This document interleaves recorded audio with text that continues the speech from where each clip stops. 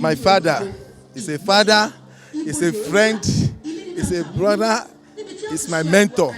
Even I will never forget my father because he really tried for us when we were childhood, even up to we grow up. His word of advice is very nice to us. So I pray for. I really miss him. Say, Father. Whenever we are in problem, he used to advise us, and he used to tell us one thing, which is a song that I will never forget in my life. That is, the song is the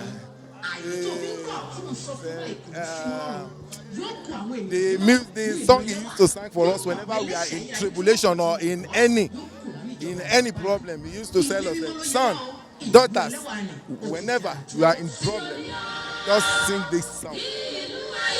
And whenever you sing this song, you'll be okay, you'll be fine, and the tribulation will go. That's just it. My role in the family, I'm the first son of the chief Thompson, Oluwole Pokuola Ogunlana. I'll just tell them to remain calm. Papa has gone already. There's nothing we can do about it. Nobody comes, nobody lives in life. So they have to calm. That's all I will say. We have to keep calm. Jésù Kristi onílàjà àti alágbàwí wa. Ẹ jẹ́ ká ṣí ìwé yìí tí ó wà lọ́wọ́ sí page 59 bí a ti dìde dúró. Gbogbo wa ní a ó jìjọ ka Psalm 130. Psalm 130. Ẹ jẹ́ ká jìjọ máa kà ó láti inú ibú wá ní èmi ké pè ọ́ Olúwa. Olúwa gbóhùn mi. Jẹ́ kí etí rẹ kí ó tẹ́ sílẹ̀ sí ohùn ẹ̀bẹ̀ mi. Olúwa, ìbá ṣe pé ìwọ ń sàmì ẹ̀ṣẹ̀. Olúwa, ta ni yóò dúró? Ṣùgbọ́n ìdáríjì wà lọ́dọ̀ rẹ, ká lè máa bẹ̀rù rẹ. Èmi dúró de Olúwa. Ọkàn mi dúró àti nínú ọ̀rọ̀ rẹ̀ lè ní ṣe ìrètí. Ọkàn mi dúró de Olúwa ju àwọn tí ń ṣọ́nà òwúrọ̀ lọ. Àní ju àwọn tí ń ṣọ́nà òwúrọ̀ lọ. Ísírẹ́lì, ìwọ ní ìrètí lọ́dọ̀ Olúwa. Torí pé lọ́dọ̀ Olúwa ni àánú wà. Lọ́dọ̀ rẹ̀ ní ọ̀pọ̀lọpọ̀ ìdáǹdè wà. Òun ó sì dá Ísírẹ́lì nídè kúrò nínú ẹ̀ṣẹ̀ rẹ̀. Ògo ni fún Bàbá àti fún Ọmọ àti fún Ẹ̀mí Mímọ́.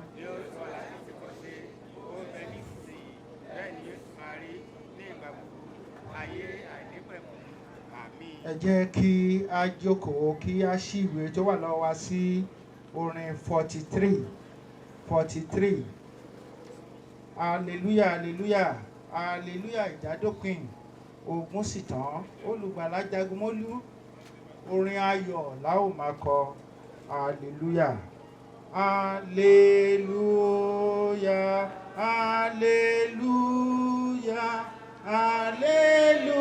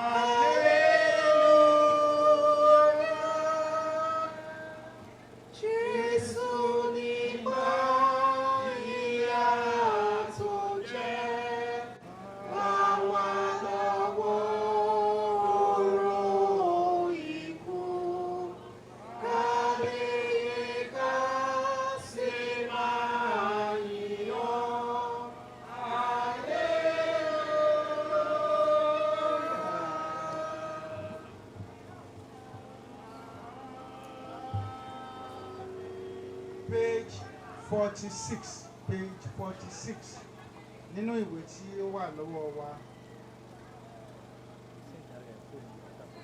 Gbọ́ ọkàn mi bí áńgẹ́lì tí ń kọrin.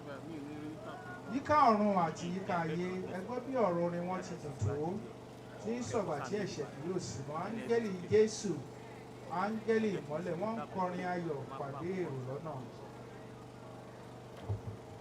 Gbọ́ ọkàn mi bí áńgẹ́lì tí ń kọrin.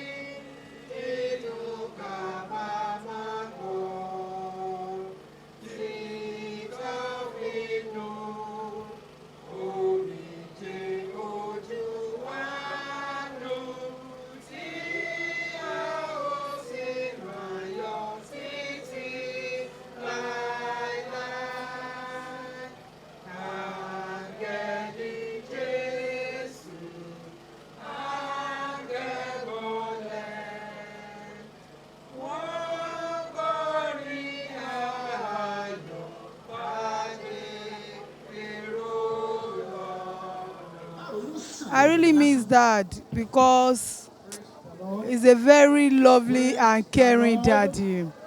In fact, today I know his presence in our midst. He's a good father, and his memory will be forever. I remember when we were small, when Daddy come back from work, all of us, we gathered him. We'll be playing with his leg. We'll be moving with him. We'll be dancing with us. But one thing I thank God for is that none of the children of the late Chief Thompson, none of his children that did not like Daddy. God so loved him that he gave every of his children the love. He gave every one of us love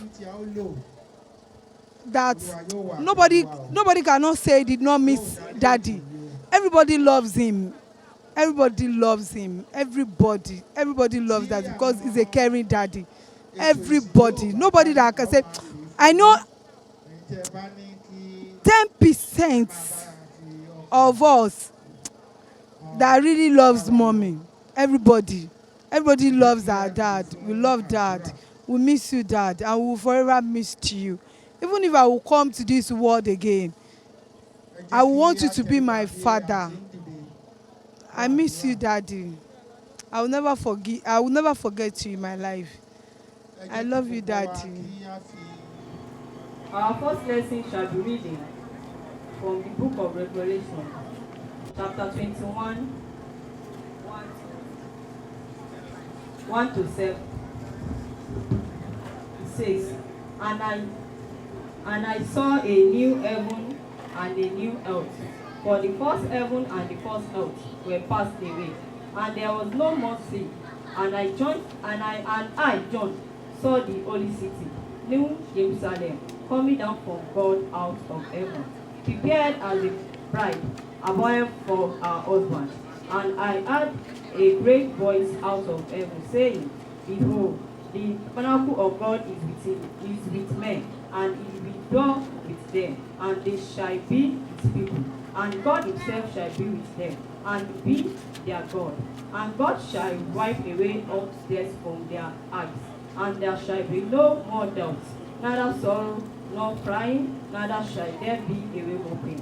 For the former things are passed away. And he that saw upon the throne said, Behold, I make all things new. And he said unto me, Write, for these words are true and faithful. And he said unto me, It is done. I am Alpha and Omega, the beginning and the end, and he shall be my son. That's that. Okay, this is the word of God. Page 13. Page 13. Àwọn ọkùnrin tó wà ńbẹ̀ tá làwọn wọ̀nyí bí ìràwọ̀ níwájú ìtẹ́ mímọ́ tí wọ́n dé adé wúrà ẹgbẹ́ ògo wo nìyí gbọ́ wọn kọ hallelujah orin ìyìn ọba wọn. Tá làwọn wọ̀nyí bí ìràwọ̀ níwájú ìtẹ́ tí wọ́n sì dé adé wúrà ẹgbẹ́ ògo wo nìyí gbọ́ wọn kọ hallelujah orin ìyìn ọba wọn. Tá lè àwọn tí wọ́n máa rà táwọn láṣọ òdodo àwọn tí aṣọ funfun wọn yóò máa fún títí láé. Bẹ́ẹ̀ ni kí yóò gbọ́ láéláé ní ìwòlẹ́gbẹ́ yìí sí wọn. Àwọn wọ̀nyí ló ti jagun fọlá Olúwa wọn. Wọ́n jìjàkadì títí wọn kì í bẹ́lẹ́ṣẹ̀ kẹ́gbẹ́. Wọ́n yí ní kò sáfògùn ní ṣẹ́gun nípa Kristi. Wọ́n yí lọ́kàn wọn ṣùgbọ́n nínú dánwò kí kóró. Wọ́n yí ní ó ti àdúrà Ọlọ́run gbọ́ tí wọ́n. Nísinsìnyí wọ́n ṣẹ́gun Ọlọ́run rẹ̀ wọ́n lẹ́kún. Àwọn wọ̀nyí ló ti ṣọ́ra tí wọ́n fi tẹ́wọ́ fún Kristi. Wọ́n sì yára wọn sí mímọ́ láti sìn nígbà gbogbo. Nísinsìnyí ní ọ̀run wọ́n wà láyọ̀ lọ́dọ̀ rẹ̀.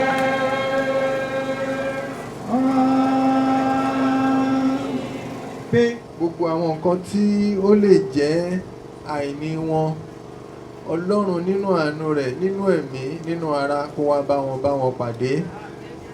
Olúwa nínú àánú rẹ̀ tí máa dúró tì ní tẹ́kìlù kì í fi bani. Ó ní èmi ò ní fi yín sílẹ̀, bẹ́ẹ̀ ni èmi ò ní kọ̀ yín sílẹ̀. Olúwa kó má ṣe fi wọ́n sílẹ̀, Olúwa kó má ṣe kọ̀ wọ́n sílẹ̀. Ẹ jẹ́ kí a fi àwọn ọmọ lé Ọlọ́run lọ́wọ́. Kí Ọlọ́run nínú àánú rẹ̀ kí ó wá ṣe bàbá fún wọn. Kí Ọlọ́run nínú àánú rẹ̀ kí ó wá ṣe olùdámọ̀ràn wọn. kí Ọlọ́run nínú àánú rẹ̀ kí ó wà pẹ̀lú wọn. Bí wọ́n bá rò pé a fẹ́ lọ ilé Christmas ọ̀hún ló wọlé dé tọ̀ yìí, wọn ò ní rí bàbá mọ́. Nígbà tí ó bá di wípé wọ́n fẹ́ gba ìmọ̀ràn bóyá wọ́n ti fẹ́ pè lórí aago ni, kò sí àǹfààní yẹn mọ́. Olúwa, gbogbo àlàfo tí ó ti ṣí sílẹ̀ nítorí ti bàbá yìí, Olúwa wá dí fún gbogbo àwọn ọmọ àti ọkùnrin wọn ní o àti obìnrin wọn ní o. Olúwa wá dí àlàfo yẹn. A gbàdúrà yìí pé ohunkóhun ò ní ṣẹ̀rù bà yín, ohunkóhun ò ní dúnmọ̀ orúmọ̀ yín. Bákan náà, ẹ jẹ́ kí a fi àwọn ọmọ lé Ọlọ́run lọ́wọ́. Ọ̀pọ̀lọpọ̀ wọn ni wọ́n wà lẹ́nu ẹ̀kọ́. Ọlọ́run nínú àánú rẹ̀ kó jẹ́ kí wọ́n lè ka àkàyè. Ọlọ́run jẹ́ kí wọ́n lè ka àkàyege. Àtàwọn tó wà níbí àtàwọn tí wọn ò lè sí níbí, Olúwa nínú àánú rẹ̀ kó ṣojú rẹ̀ kó mọ́lẹ̀ sí gbogbo wọn lára. Olúwa nínú àánú rẹ̀ kó gbé ìdílé ró ní àpapọ̀. Ògo ni fún orúkọ Olúwa ní òkè ọ̀run. Olúwa dúpẹ́ lọ́wọ́ yín fún oore ọ̀fẹ́ tí a ní láti ké pè yín. Ní gbogbo ìgbà lẹ́yìn Ọlọ́run retí wípé à ń bọ̀. A dẹ̀ tún ti dé ní ìrọ̀lẹ́ yìí. Ẹ ní kí a tó béèrè, ẹ̀yin ti mọ nǹkan tá a fẹ́ béèrè. Fún ìdí èyí, a nílò láti ṣe àtòwé asán. A kó àwọn màmá méjì sókè sí ọ̀dọ̀ yín. Olúwa nínú àánú yín, ẹ wá ṣe ọkọ fún wọn. Olúwa wá dúró tì wọ́n. A gbàdúrà oore ọ̀fẹ́ àti ohun gbogbo tí wọ́n nílò láti lè fi tó léwò lórúkọ Jésù, ẹ bá ní jogún rẹ̀ fún wọn. Ẹ̀mí mímọ́, ẹ wà pẹ̀lú wọn. Ẹ wà nínú ọkàn wọn, ẹ wà níbi gbogbo fún wọn. Kẹ́ máa tù wọ́n nínú, kẹ́ máa dá wọn nímọ̀ràn, kẹ́ máa jẹ́ ohun gbogbo fún wọn. A gbàdúrà fún àwọn ọmọ wọn. Nísìn tí bàbá ti lọ, ìgbà tí bàbá ò tiẹ̀ tí ì lọ náà, àwọn obìnrin ti yí nǹkan padà. Wọ́n ti sọ àwọn ọkọ wọn dà àwọn ọmọ wọn. A gbàdúrà yìí pé àwọn ọmọ yẹn ni wọ́n ń wojú wọn ní ìsìn. Òdodo ni wọ́n jẹ́ lórúkọ Jésù, má jẹ́ kí wọ́n rẹ̀ dànù. Gbogbo àlàfo tí wọ́n retí pé kí bàbá lè dí bí wọ́n tiẹ̀ lè dí gbogbo ẹ̀ lórúkọ Jésù, ìgbẹ́kẹ̀lé àwọn ìyá yìí lórí àwọn ọmọ ẹ má jẹ́ kó pasán. A gbàdúrà yìí pé lórúkọ Jésù aṣọ ẹyẹ yín ò ní fàya o. Olúwa ò ní gba ayé tàbí èṣù tàbí ẹ̀ṣẹ̀ láàyè láti dá yín lóró. Àwọn ọmọ yìí wọ́n ó dirú wọn ó dìgbà fún yín. Àwọn ọmọ yìí wọ́n ó ṣẹ́jú wọn ṣẹ̀yìn fún yín. Olúwa nínú àánú rẹ̀ yóò máa gbé wọn lọ́wọ́ sókè. Iṣẹ́ wọn yóò máa lọ síwájú. Iṣẹ́ wọn ò ní dìṣẹ́ mọ́ wọn lọ́wọ́. A fi gbogbo àwọn ọmọ lé yín lọ́wọ́ tí wọ́n jí adé fún yín. Ọlọ́run nínú àánú rẹ̀ yóò jà ká adé yẹn kó mọ́ yín lórí. Adé yẹn ò ní ṣí dànù. Iṣẹ́ rere àwọn ọmọ yẹn lórúkọ Jésù yóò ṣojú ẹ̀mí yín. Lórúkọ Jésù, lágbára ẹ̀jẹ̀ Jésù, wọ́n ó ṣèyàwó lójú yín, wọ́n ó kó mọ lójú yín. Àwọn ohun rere gbogbo téèyàn máa ń ṣe láyé, àwọn ọmọ yẹn yóò ṣe. Ọlọ́run nínú àánú rẹ̀ yóò wà pẹ̀lú ìdílé lápapọ̀. Olúwa nínú àánú rẹ̀ yóò ṣojú rẹ̀ yóò mọ́lẹ̀ sí yín lára. Búburú kan ò ní ṣubú lù yín, àrùn kárùn kan ò ní súnmọ́ etílé yín. Olúwa nínú àánú rẹ̀ yóò gbé yín ró. Tá a bá rí àwọn tí wọn ì tí ì mọ Jésù, tí wọn ò sì tí ì gbà á, títí bàbá fi kú, a gbàdúrà yìí pé ní irú àkókò bí èyí, ẹ bá irú ọkàn bẹ́ẹ̀ pàdé. Ẹ jẹ́ kí wọ́n lè gbà yín ní Olúwa àti olùgbàláyé wọn. Àwọn tí wọ́n dẹ̀ ti gbà yín ṣáájú àsìkò yìí, ẹ ràn wọ́n lọ́wọ́ láti lè dúró nínú Kristi títí dé òpin. Ògo ni fún orúkọ ọmọ ilé òkè ọ̀run. Bàbá ti kọjá lọ, ẹnikẹ́ni ò nílò láti sunkún. Bàbá ti wà lọ́dọ̀ Jésù sí i, wọ́n ń wò wá, wọ́n rí wa, àwa làwọn ò rí wọn. Lọ́hùn-ún kò sí òkùnkùn mọ́, kò sí ooru, kò sí omijé kankan nítorí pé Jésù ti nu omijé wọn nù kúrò. A gbàdúrà yìí pé àwa tó kù níbí yìí, ẹ jẹ́ kí a lè ní Jésù ní Olúwa àti olùgbàlà wa. Ẹ jẹ́ ká lè wà nínú Jésù títí dé òpin, kí a lè pàdé pẹ̀lú bàbá ní ibi ẹsẹ̀ Jésù, kí a sì lè lo ayérayé wa pẹ̀lú yín. Ògo ni fún orúkọ mímọ́ yín ní òkè ọ̀run, ní orúkọ Jésù Kristi Olúwa àti olùgbàlà wa. Praise the Lord. Ẹ̀kọ́ kejì.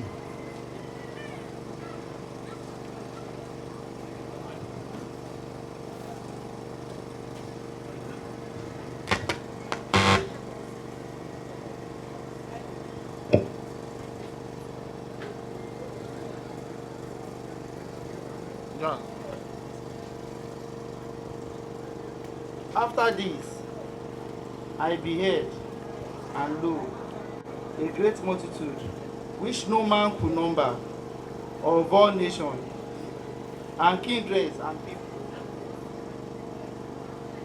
and tongues, stood before the thrones and before the Lamb, clothed with white robes and palms in their hands, and cried with a loud voice, saying, Salvation to our God, which sitteth upon the throne, and unto the Lamb. Verse 11. And all the angels stood round about the throne, and about the elders, and the four beasts, and fell before the throne on their faces, and worshipped God.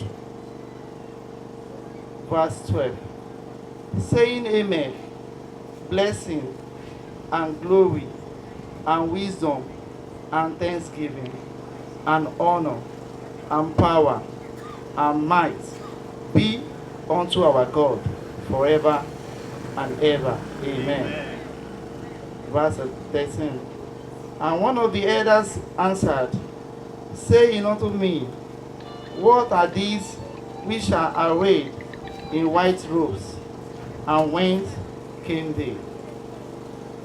Verse 14. And I said unto him, Sir, thou knowest. And he said to me, These are they which came out of great tribulations, and have washed their robes, and made them white in the blood of the Lamb. Verse 15. Therefore are they before the throne of God, and serve him day and night in his temple. And he, seated on the throne, shall dwell among them. Verse 16. They shall hunger no more, neither thirst of more, neither shall the sun light on them, nor any heat. For the Lamb which is in the midst of the throne shall feed them, and shall lead them unto the living fountain of water, and God shall wipe away all tears from their eyes. This is the word of the Lord. Olùẹgbẹ́ ọpẹ́ wa, olùẹgbẹ́ àyìn wa, àwa fi gbogbo léyìn lọ́wọ́ olùẹgbẹ́ àkóso, gbogbo àwọn ètò ìsìnkú tá a ti là sílẹ̀ olùẹbá wa ṣe, olùẹbá àgbàkóso, àti ti bí àti ti Ìjẹ̀bú olùẹgbẹ́ àkóso, gbogbo ọjọ́ tí ẹ ti yà sọ́tọ̀ tí ẹ̀yin Ọlọ́run ti pinnu tá a ti báyìí dá májẹ̀mú Ọlọ́run olùẹbá yọjọ́ náà sí mọ́, àjálù burúkú olùẹmọ́jì ó ṣẹlẹ̀, gbogbo àwọn ènìyàn wa tó máa gbéra láti bí lọ sí ìlú Ìjẹ̀bú àtàwọn tó máa lọ láti ibikíbi tó wù tí wọ́n lè gbéra olùẹjẹ débẹ̀ láyọ̀.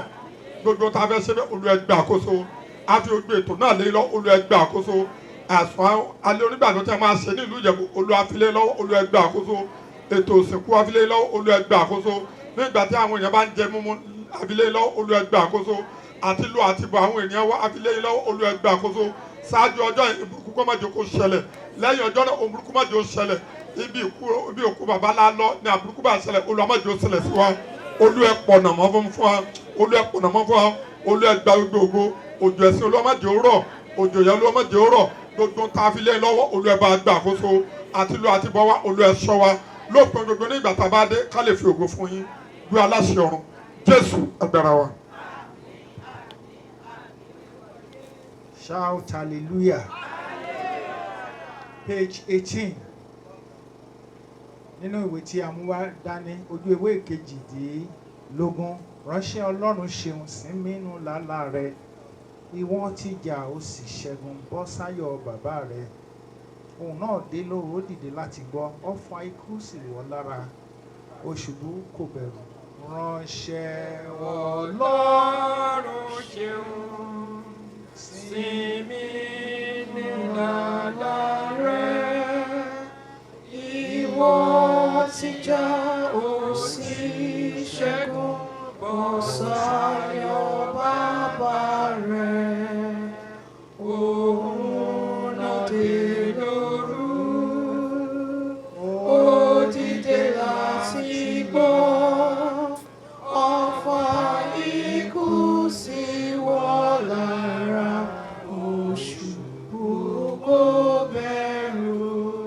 Ó jí orí balógun rẹ̀.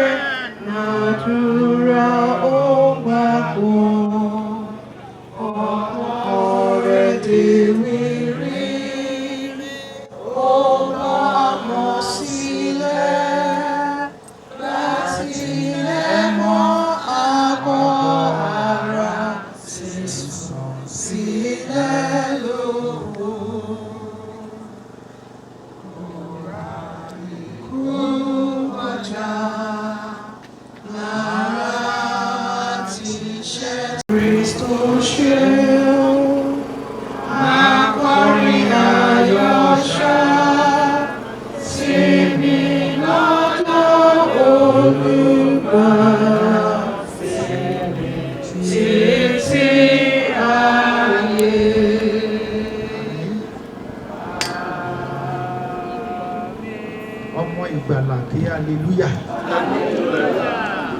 Ọmọ ìgbàlà. Praise the Lord.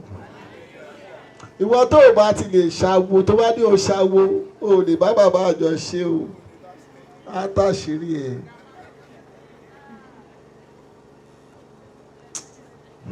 Ó dẹ̀ dùn mí tí bàbá yìí tètè kú. He's a lovely daddy. Kò sọ̀rọ̀ tí o lè sọ tó bá jẹ́ pé president ni ẹ́ á dá ẹ lẹ́bi tó bá jẹ̀bi. Á sọ̀rọ̀ gbàù. Òun ló kéré jù ní gbogbo ọmọ bàbá ẹ̀ ṣùgbọ́n aláṣẹ ni. Ìgbà tá ìjọba yàrá bàbá mi ni ẹni máa wò pé èmi nà kọ́ bí òkú o bàbá àsìkú rè o ó ti yé bàbá mi máa yàrá èrè yàrá tọ́ sọ́rí bàbá àjọ tá à ń sí bẹ́ẹ̀ yàrá èrè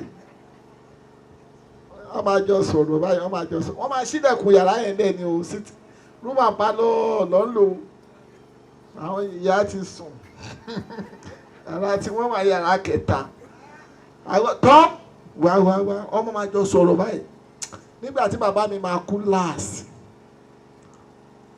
ó ní tọ́m inú run mi bàbá yóò gbẹ́sẹ̀ mi tí ì rí ibi tó ti lè kọ́lé sí tó tẹ́ máa bù látòkè ọ̀run sílẹ̀ bàbá àjọ pé kò ní gbé bàtà ẹ̀ wọlé ẹ̀ ó tó bẹ́ẹ̀ kò gbẹ́sẹ̀ lẹ̀lẹ̀ òyìnbó ni mistakenly born in Nigeria kò gbẹ́sẹ̀ lẹ̀ ó tó bẹ́ẹ̀ bàbá mi pè báyìí pé tọ́ ó gbé ẹsẹ̀ yẹn lẹ̀lẹ̀ ìgbà táàbúrò mi yìí sick àbúrò mi tí mo tá a mọ̀ láti school tí mo sáré wá dé pé àbúrò mi yìí sí wọ́n àbọ̀ láti school ṣubú bàbá yóò gbẹ́sẹ̀ lẹ̀lẹ̀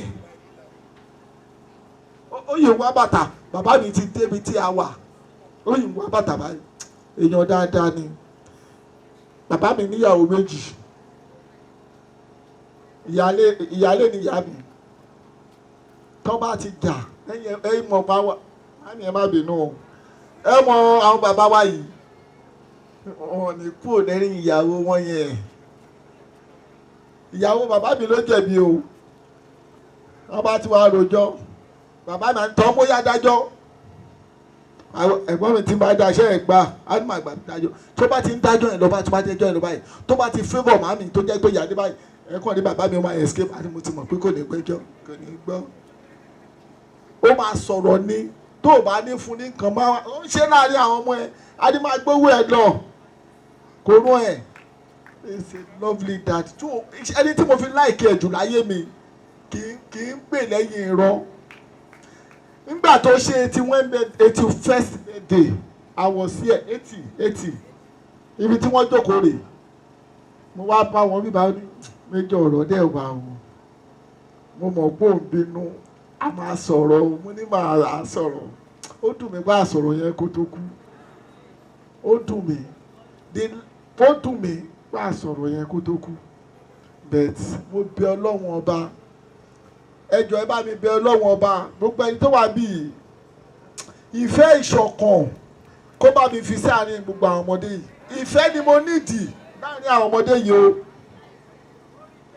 kí ẹ̀yin bàbá yẹn ó dáa kéyìí tó àwọn tó wà lo ìbò kan kórè kó délé èyí tó wà lo ìbò kan nífẹ̀ẹ́ àwọn Nàìjíríà káwọn Nàìjíríà náà kan nífẹ̀ẹ́ àwọn aráàlú òyìnbó bàbá yìí olóòótọ́ ọ̀rọ̀ ni o God bless him gbogbo àná lọ́lọ́run máa bless you Jésù Olúwa wa.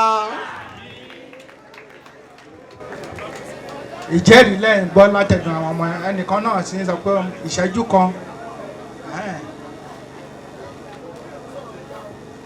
ẹ̀rọ ẹ̀kọ́lẹ̀ sá o mo fẹ́ sọ̀rọ̀ nípa bàbá mi Thompson Olúwọlé Pọ́pọ́ Ọláògúnlànà bàbá jẹ́ mo sáàfù bàbá gan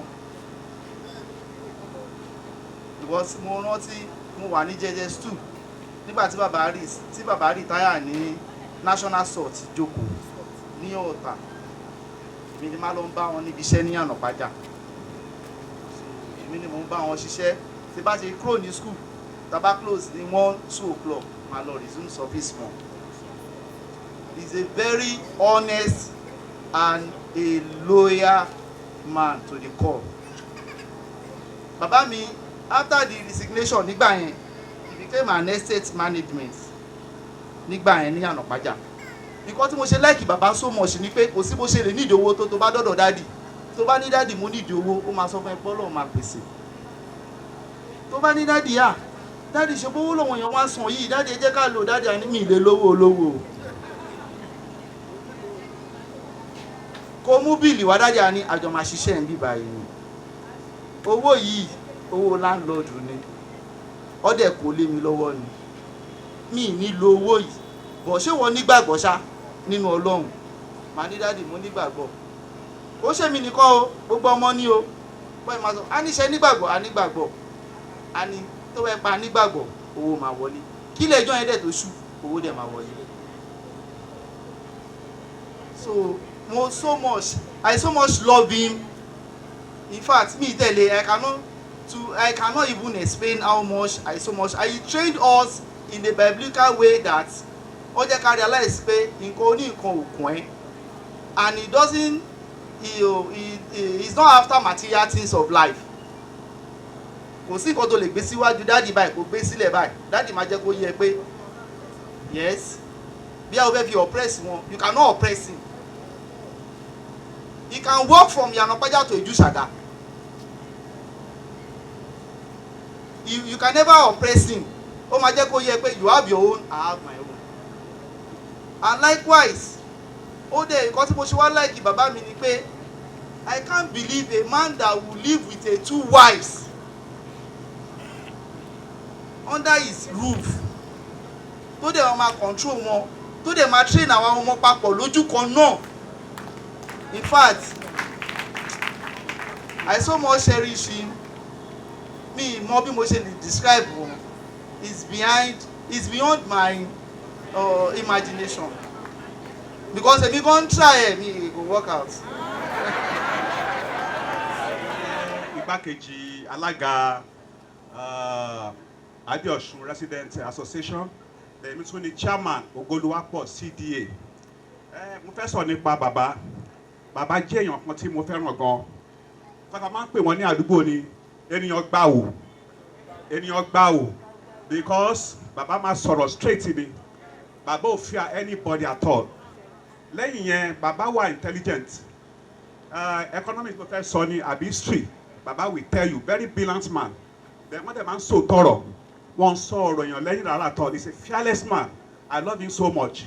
Bí ọ̀rọ̀ bá ṣe rí inú bàbá ṣe máa sọ especially àwọn àgbàlagbà míì wà wọn nílé sòótọ́ but bàbá yìí òótọ́ ló máa sọ á ní òun wà lóun bẹ̀rù anybody pé kí ni fẹ́ bẹ̀rù ẹ fún kọ́ tí bá sọ lẹ́yìn ẹni máa sọ níṣojú ẹ so kí bàbá sunre o máa sunre lágbára Ọlọ́run àwọn ọmọ tó ń fi sílẹ̀ ọpẹ́ ní fọlọ́run àti ìyàwó Olúwa ṣe wọn mo fẹ́ràn bàbá gidi gan mo sọ fún àwọn wípé mo tẹ̀ ti kọ̀wé already mo ti fún BC sínú pamphlet bá mi print ẹ̀ mo fẹ́ràn wọn gan ẹ ṣé.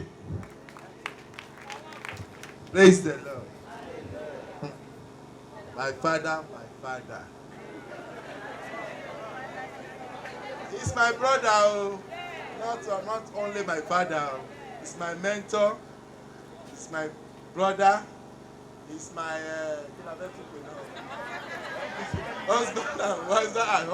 husband. Sherry, the only thing to come say about my father is that he's a man with passion. Sherry, tí a bá ti gbé problem lọ bàbá yìí, like my junior brother said, Annie, oh boy, wait, ó máa ṣe é ṣe. Ṣé o believe ni? Mani daddy mo believe. Annie, okay. Tó bá mọ̀ pé o believe, kọ orin kan. Ẹ jọ mo fẹ́ kẹ́ bá mi kọ orin yẹn ni o. Annie, àìgbàgbọ́ bílà tèmi lọ́lùgbàlà. Akọrin yẹn bá mi kọ. Ó sì dìde fún ìgbàlà mi, kì í ṣá máa gbàdúrà, ó ṣèrànwọ́, gba Kristi wá lọ́dọ̀ mi, ìfòyà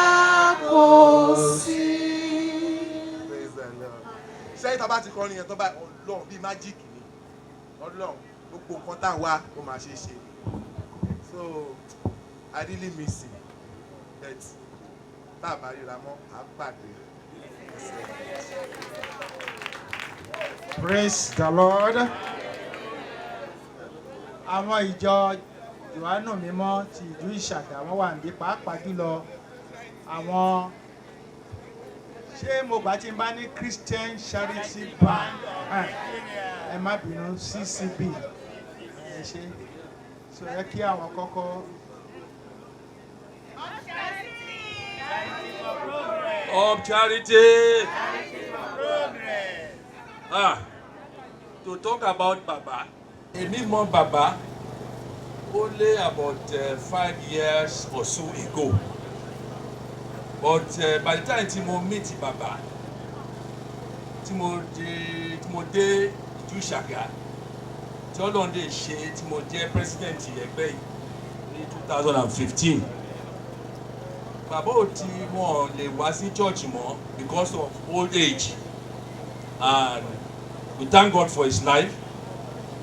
Maybe some small health issues, but in ìgbà tẹ́mi take over ní 2015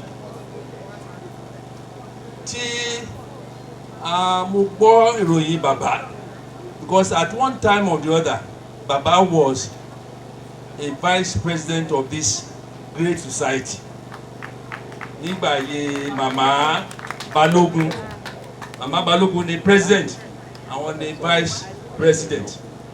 Èmi dè gbọ́ gbogbo iṣẹ́ tán ti ṣe sẹ́yìn, but because of age and the small health issues tán ní, in a way he was not really performing well financially, so n bá take mantle yẹn n bá lọ bá Baba, mo pe àwọn my executive atóbi mẹ́rin márùn àwa sọ́dọ̀ Baba. Indeed Baba ibi ìlàdé lọ́jọ́ yẹn tí wọ́n gbóhùn Baba Kárúnwí tó ń gbóhùn ohùn Baba Adékọ̀yà, wọ́n ti mọ̀ pé a ti ń bọ̀. It shows that despite his old age and a seemingly health issue, he was still very sound, very alert. We get to hear that on that day. Baba engaged you for almost close to 1 hour. And I asked him, based on what the children are saying, is a man of truth. Mo wá sọ fún wọn, Baba, president, wọ́n ṣáà sọ, wọ́n ní, see, I will continue to do my best for this society. But then, he is also Baba Ìsàlẹ̀, Baba Ìjọ ní ìbílẹ̀. So he has to make sure he balance everything. This is a man who is straightforward, because if he's not a straightforward somebody, and he said it, that is the point. And true, he was still making sure, fulfilling the aspect of this society, and also obviously the one in the, honestly for that, I gave him that respect. And where issues will come up, Baba, well, whatever it is, if Baba is performing up to about maybe 60%, that is more than a pass mark. So why are we worried? So throughout the period, láti ìgbà yẹn, Baba will ensure, making sure that he fulfill that aspect, and also is also fulfilling the aspect in the village church. So it shows that Baba is a man is a man of truth. On ní pin kan bẹ́ẹ̀ kọ́ńtà láti maneuver kan purọ́ kan ṣe kínní. He's always saying the truth. It goes to confirm what the children are saying. It's the same attribute he has passed into this great society of ours. Baba, you can never have any dull moment with Baba. You can, like I said, you can engage you for more than 1 hour. Ìgbà tí tàbá wá bẹ́ẹ̀ yẹn ṣe la máa tètè ó yá láti lọ because ó níbi tá a tún máa lọ láti lọ kí àwọn other members. So Baba was a jolly good fellow. When he was in life, he was a jolly good fellow. Surely we miss him, but God loves him very much. May God continue to bless him and continue to give him a restful rest in the bosom of his Maker. Praise the Lord. Praise the Lord. Màá láwo àwọn ọmọ olókùn kó kàn sọ̀rọ̀ ṣé láti ó yà.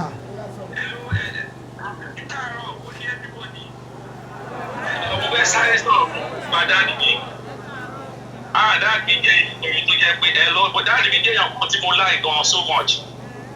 Tí bá ti fẹ́ travel, anywhere from Los Angeles, going to anywhere, kí má máa sùn while driving. The first person I call is my dad.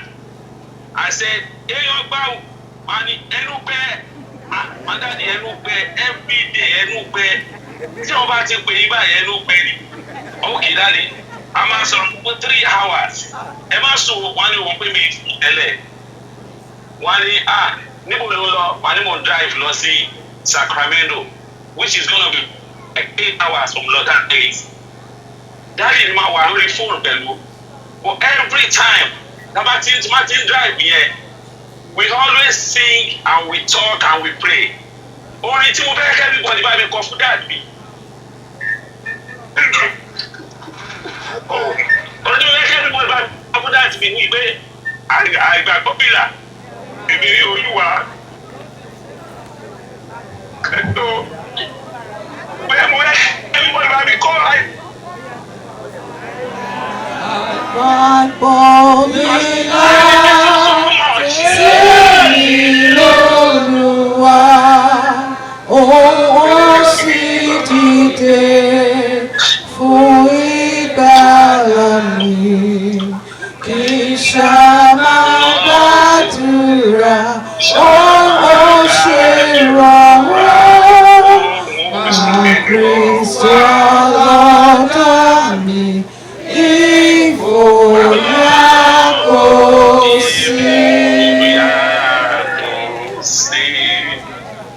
Only tí everything bá ti dá ojú rú tí ò bá sọ́nà, that is the only thing tó lè kọ́ and the way is gonna open.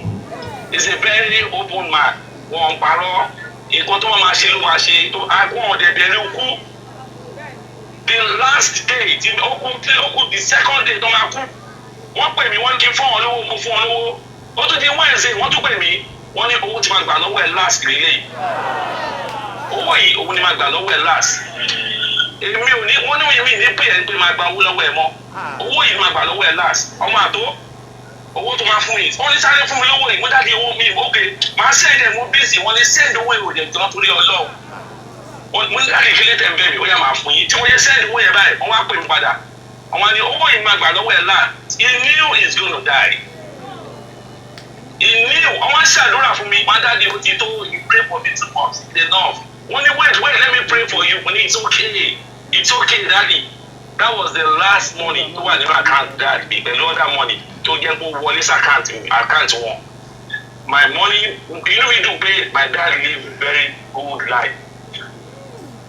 I'm very proud of him. Tí máa padà wáyé mo ti fẹ́ yẹ pé òun máa bí mi. So ẹ bá mi kí everybody. Ẹ bá mi kí everybody. Okay o. Ẹ bá mi káwọn ẹ̀gbọ́n mi. Okay o. Bẹ́sì àwọn àgbàdúrà. Ẹ bá mi kí everybody. Bye bye. Bye bye. Praise the Lord.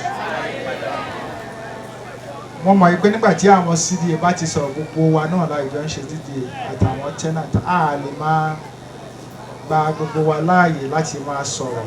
Ó dẹ̀ jẹ́ rere nínú lọ́dọ̀ àwọn ọmọ àti ìyàwó wọn. Àwọn ìjẹ́rìí ni à ń gbọ́ yẹn. Kẹ́yìn náà kẹ́ máa sàmì sí. Kẹ́ ẹ máa fi ọkàn yín sí ipa ọgbọ́n. Ǹjẹ́ àwa náà tó bá kàn wá lọ́la mi ò sọ pé ọ̀la yìí o. So kí ni a máa sọ nípa tiwa o. Ẹ ká ṣí ìwé wa sí orin 25 page 25 page 25. Lẹ́yìn ayé búburú yìí ayé ẹkún òun òṣì yìí ibi rere kan wà àyípadà kò sí níbẹ̀ kò sóru àfọ̀sọ́ títí wí mi wọ́n wà níbẹ̀. Lẹ́yìn ayé búburú ẹ jẹ́ ká dìde dúró ká kọrin. Ayé ẹkún òun òṣì ibi rere kan wà àyípadà kò sí níbẹ̀ kò sóru àfọ̀sán títí wí mi wọ́n wà níbẹ̀ lẹ́kùn ògo rẹ̀ ti mẹ́ṣẹ́ òun erí kò lè wọbẹ̀ láti bẹ̀wà rẹ̀ jẹ́ láti bẹ̀wà rẹ̀ lébùté dáradára ni lébùté dáradára a kò ní gbúrò ègún mọ́ a kò ní gbúrò ègún wí mi wọ́n wà níbẹ̀ wí mi wọ́n wà níbẹ̀. Ta ni yóò débẹ̀ onírẹ̀lẹ̀? Ta yóò débẹ̀ onírẹ̀lẹ̀? Tó fi bẹ̀rù sin Olúwa.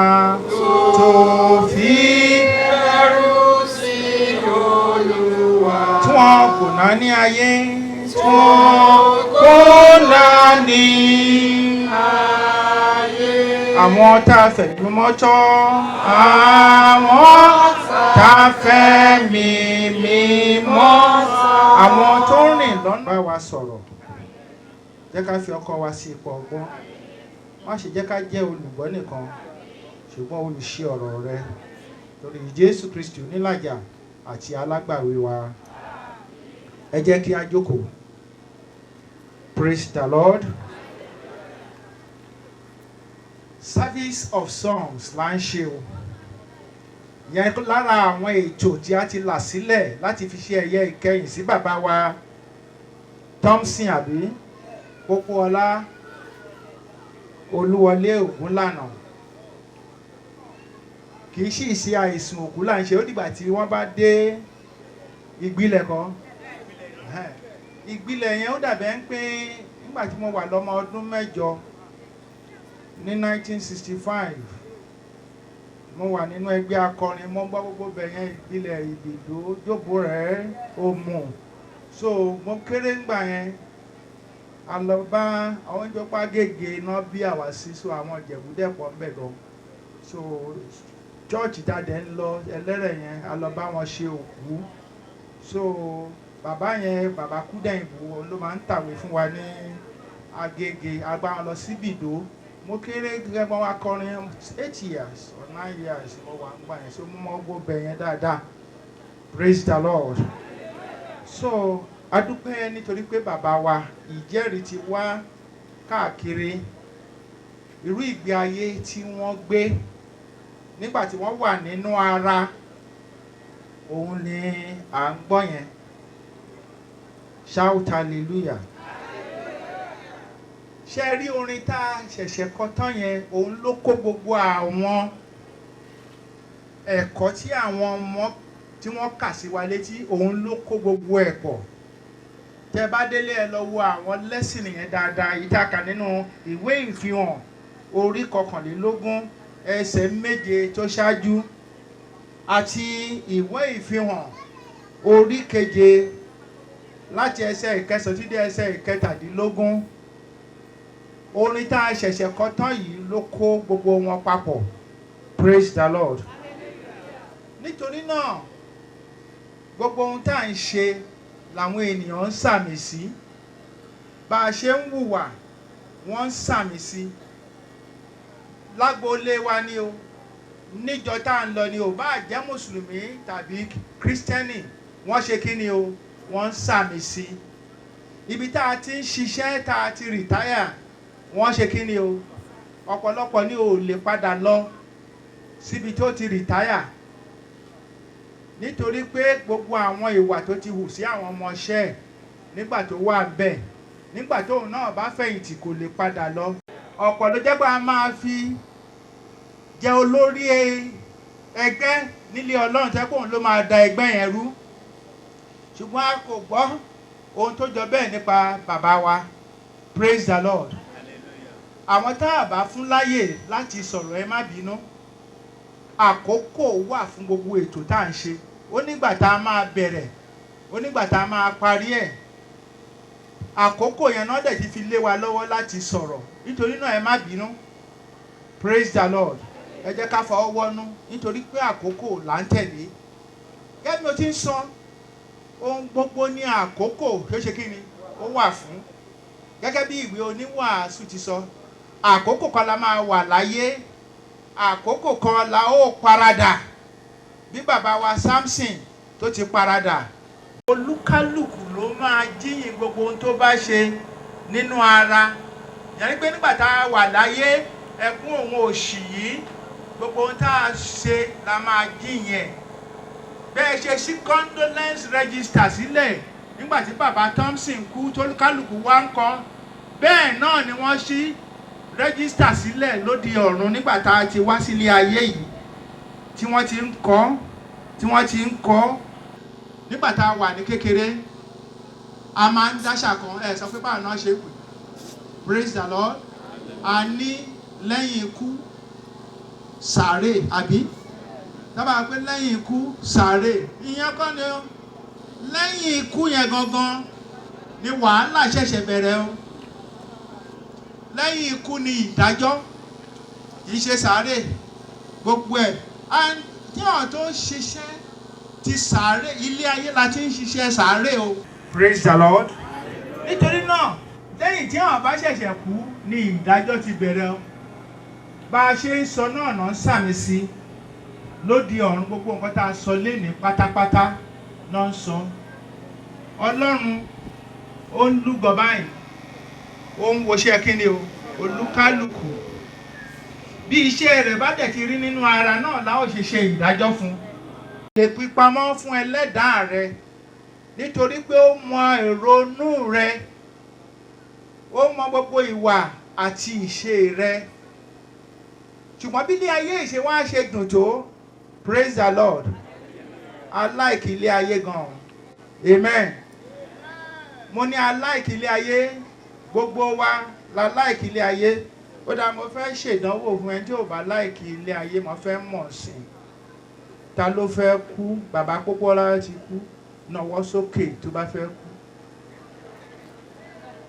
Ó dá ta ló fẹ́ rí Jésù? Praise the Lord. Ṣùgbọ́n nígbà tó ò bá kú, báwo lè fẹ́ rí Jésù? Gbogbo yín ẹ ó dàgbà, ẹ ó dògbó, ẹ ó darúgbó. Ẹni tí ò bá kú kò lè rí Jésù. Nítorí pé Jésù náà kú, ó ṣe kí ni? Ó sì yè. Torí náà awálé ayé ni. Ọjọ́ kan a máa ṣe kí ni? Torí ẹ̀ làwọn olórin yẹn sọ pé ọ̀run nílé aginjù láyé o, ọ̀run nílé. Ọ̀run nílé aginjù láyé o, ọ̀run nílé. mo lówó títí mo ju ti dàróṣà lọ mo kọ́lé mọ́lé mo ju ti ajá ó lọ ọ̀run nílé aginjù láyé o ọ̀run nílé ibì kan láti wà nígbà tó bá tó àkókò bíi bàbá Pópóọlá àwa náà àkí ayé pé ṣe kí ni mo ní àkí ayé pé ṣe kí ni ẹlòmíì máa ń lo ilé ayé bẹ́ẹ̀ ni pé kò ní kú òun bẹ́ẹ̀ tèmi bá dé ìjọ kan mo ní you are writing my story one day I will live and you will unfold my story ẹ̀yin ìjọ náà máa ń kọ ìtàn àlùfáà tó bá ti wá sí ìjọ yìí wọ́n pé gbogbo àwọn àlùfáà tó ti wá sí St. John lẹ́nu nítàn wọn lọ́wọ́ ìgbà táwa yìí náà tá a bá ṣe tiwa tá a bá lọ ẹ fún wa nítàn tiwa praise the Lord lọ́nà bí wọn náà ṣe ń kọ̀tàn nítàn bẹ́ẹ̀ la ṣe ń kọ́ kí ni o ṣùgbọ́n bí ilé ayé ìṣe wa dùn tó tá a bá kọ́lé mọ́lé tá a kásẹ̀ mọ́sẹ̀ tó tiẹ̀ kọ́lé gan-an tó tún fi penthouse sí praise the Lord nínú penthouse yẹn I'm telling you the truth kì í ṣe pé wọ́n sọ fún mi mo dàgbà sínú ẹgbẹ́ akọrin kì í ṣe pé wọ́n gbọ́ pé wọ́n ń ṣiṣẹ́ àlùfáà mo lọ gbaṣẹ́ o mo dàgbà sínú ẹgbẹ́ akọrin mo lu dùrù kí n tó wá rántí pé ó máa yẹ kí n lọ gbaṣẹ́ àlùfáà praise the Lord bó mo ti ń sìnkú nígbà tí mo ti wà láti kékeré mo ti ń bá wọn lọ bí òkú àlá máa lọ wake up la máa lọ kọrin ọjọ́ kejì aago 4 a tún ti dé church la máa sìnkú praise the Lord ṣùgbọ́n mo bá dàgbàdàgbà tó darúgbó ṣé kò tiẹ̀ tó bá ti ń darúgbó yẹn ṣé penthouse ló ti kọ́ wọ́n ní lálá tó ròkè ó dáhùn láti má ìgbà míì wá ẹlòmíà kọ́ọ̀ṣìà tó bá ti ń dàgbà kò ní lè gùn mọ́ a máa wá yàrá kan sí dáhùn praise the àbí mo parọ́ ṣé mo parọ́ makọ̀makọ̀ wọ́n ní oyè tó kan ará ó ti ń bọ̀ wá kan ará èdè o ẹ̀ dàgbà o ẹ̀ darúgbó ohun tí máa ń dá fún mi ní tí máa ń rò tí n bá ti jókòó ní pé a ó wá gbé wa kalẹ̀ láti penthouse ìyẹn nìkan kọ́ o praise the Lord àwọn mẹ́ta kan wà tá nídìí nígbà tá a bá kú táwa ò tiẹ̀ kà sí ẹ sọ pé àwọn mélòó ẹni àwọn irúfẹ́ àwọn mélòó ok shout hallelujah mo mọ̀ pé àwọn ọmọ bàbá Pópóọlá àwọn màmá wọ́n ti ṣètò àwọn mẹ́ta yẹn kápẹ́ńtà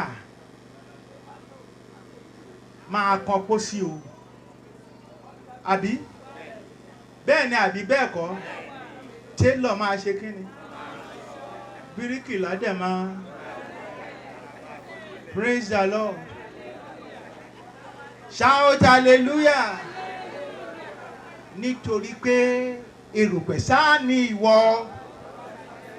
nínú ọ̀rọ̀ orin tá a kọ tó yẹn ó ní ibì kan wà tó dùn ju ayé yìí lọ tó yẹ ká máa làkàkà nígbà tá a wà nínú ara láti máa lé olórin yẹn bẹ̀rẹ̀ ó ní lẹ́yìn ayé báwo ló ṣe pé ayé yìí ayé kí ló pé lẹ́yìn ayé búburú yìí tó dùn mọ́ wa tá a fẹ́ kú òun bẹ́ẹ̀ nepa múná lọ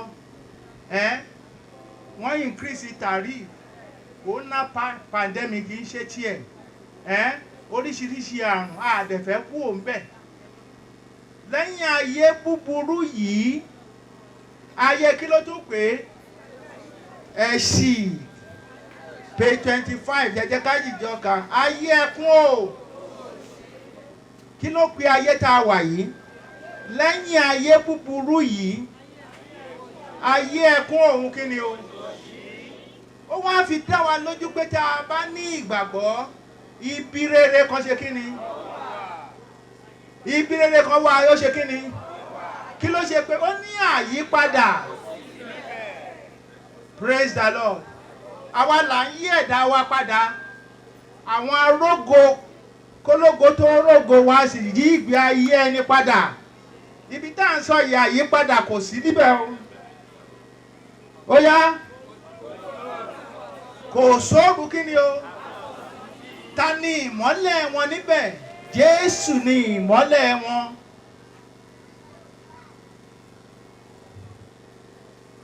Kò sóòrù àfọ̀sán títí kí ló wá sọ? Ó béèrè lọ́wọ́ tèmi tiẹ̀ ní ìrọ̀lẹ́ òní tá à ń ṣe ẹ̀yẹ ìkẹyìn fún Bàá Pópóọlá Ògúnlànà. Ó ní wí mi, ìwọ ò wà níbẹ̀, ó béèrè ni o. Ó tẹ̀síwájú o. Ó ní lẹ̀kùn ògo rẹ̀ ó ṣe kí ni? Ìwọ ẹlẹ́ṣẹ̀, àkókò yìí tún ti dé. Nígbà tá à ń ṣe ayẹyẹ fún bàbá wa Pópóọlá, ó ní ẹlẹ́ṣẹ̀ yí padà. Ó ní lẹ̀kùn ògo rẹ̀ ó ṣe kí ni? Ohun èrí kò lè ṣe kí ni o? Láti ṣe kí ni o? Ẹ̀ṣẹ̀ máa babẹ̀ jẹ́ ni o. Ó ní lébùté dáradára ni a kò ní gbúròó kí ni o? Ègún mọ́. Ó ní wí mi, wọ́n ò wà níbẹ̀. Gbogbo wa ló ń bi lẹ́ni o bá ṣe ń ṣe ẹ̀yẹ ìkẹyìn fún bàbá wa Pópóọlá. Ẹ wí wa, ṣé ìwọ fẹ́ wà níbẹ̀? Ẹ jẹ́ kí n dúró díẹ̀ náà kí n tó wá sọ àwọn quality àwọn tó máa wà níbẹ̀. Ó yá ẹ ṣera ronú ara rẹ tí o fẹ́ wà níbẹ̀. A ti mọ̀ ẹ́ gẹ́gẹ́ bí onígbàgbọ́ láti ìgbà tó ti wà ń kékeré títí wákàtí. Kí ni ìwà rẹ? Èmi àlùfáà tí mò ń so kọ́là mọ́rùn, kí ni ìwà mi? Kí làwọn èèyàn ń sọ nípa mi? Ìbéèrè yẹn yọ lójú ọpọ́n Jésù lẹ́nu pé wí mi, wọ́n wà níbẹ̀. Wọ́n á sọnú àwọn tó máa wà níbẹ̀ fún wa nínú ẹsẹ̀ kẹta. Ó ní ta ni yóò dé? Praise the Lord. Eré ìje onígbàgbọ́ kò parí sí ilé ayé yìí o. Ó ní ẹ má ṣe jẹ́ kí ọkàn yín dàrú, ẹ gbà mí gbọ́, ẹ sì gbà mí gbọ́ pẹ̀lú. Jòhánù orí 14 ló sọ bẹ́ẹ̀. Nínú ilé bàbá mi ọ̀pọ̀lọpọ̀ ibùgbé ló wà. Ó ní èmi ń lọ ṣe kí ni o. Nítorí náà eré ìje wa kò parí sílé ayé yìí.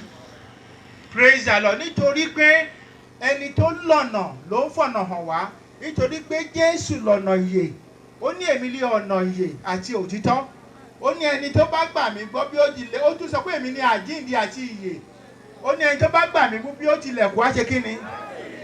Ó ní ta ni yóò débẹ̀? One, ó yẹ máa sọ o. Praise the Lord. Ta ni yóò débẹ̀? One. Ẹ ti gbọ́ nípa àwọn nǹkan tá a sọ nípa bàbá wa Pópóọlá.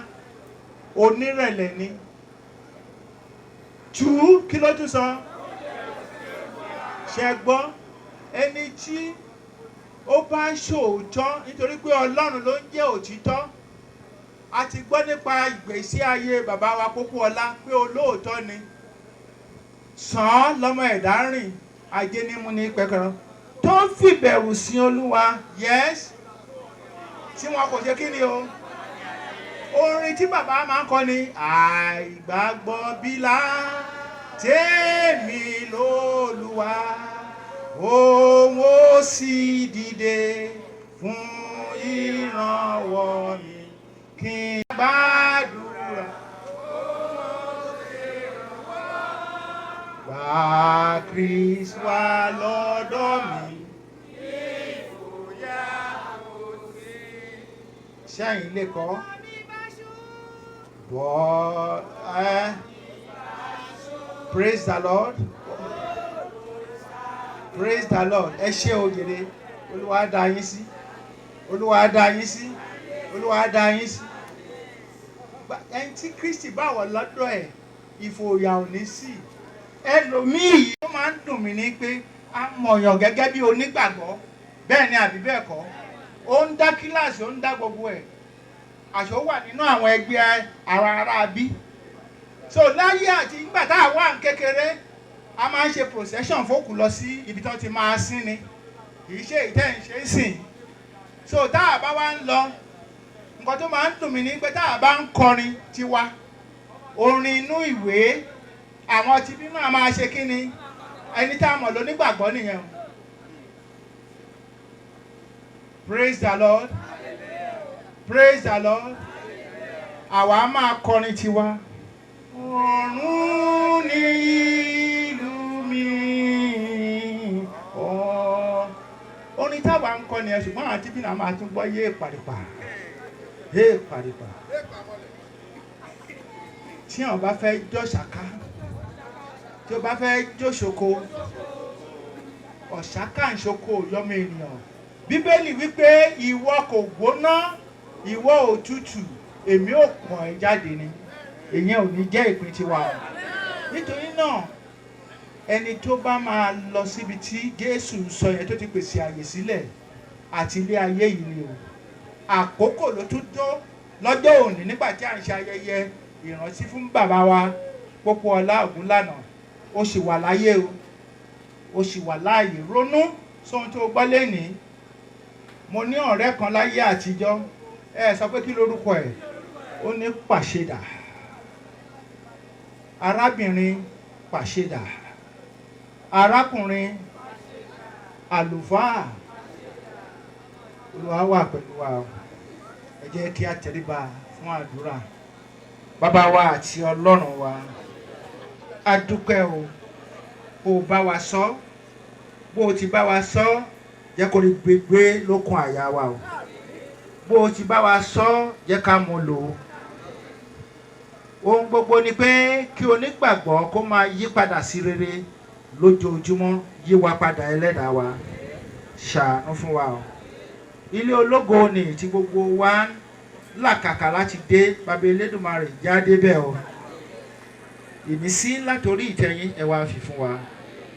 Jésù Olúwa wa, àmín, àmín.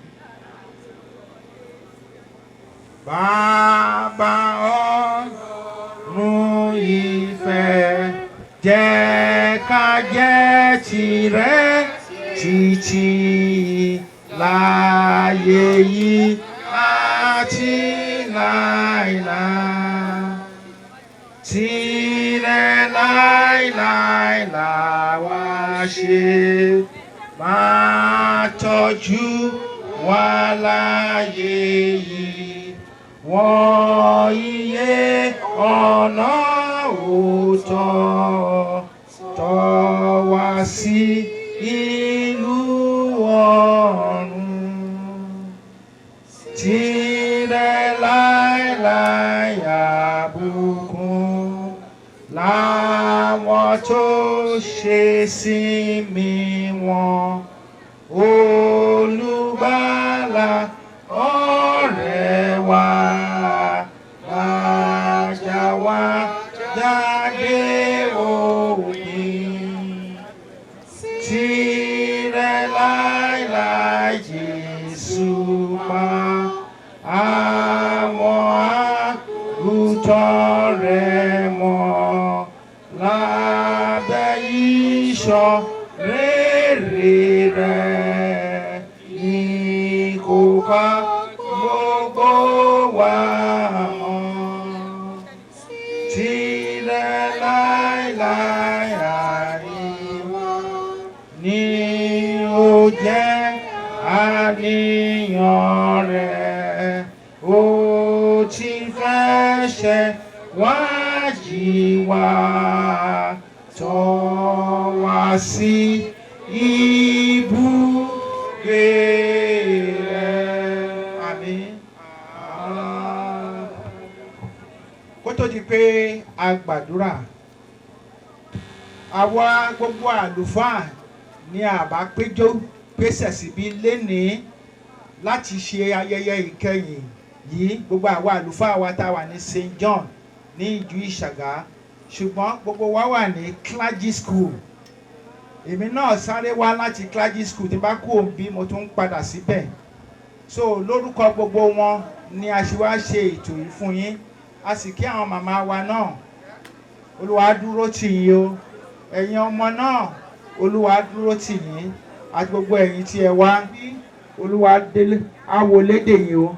Àdélébáre, àrìnàkórè, àkòyá ibi, ẹ ó délé láyọ̀. Lórúkọ Jésù Kristi, onílàjà àti alágbàwí wa. Ẹ jẹ́ kí gbogbo wa jùmọ̀ ṣe oore ọ̀fẹ́.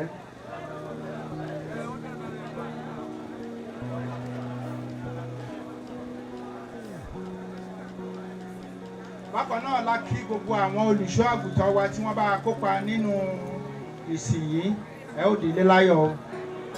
Olúwa wà pẹ̀lú yín o, Olúwa tún yín kí o.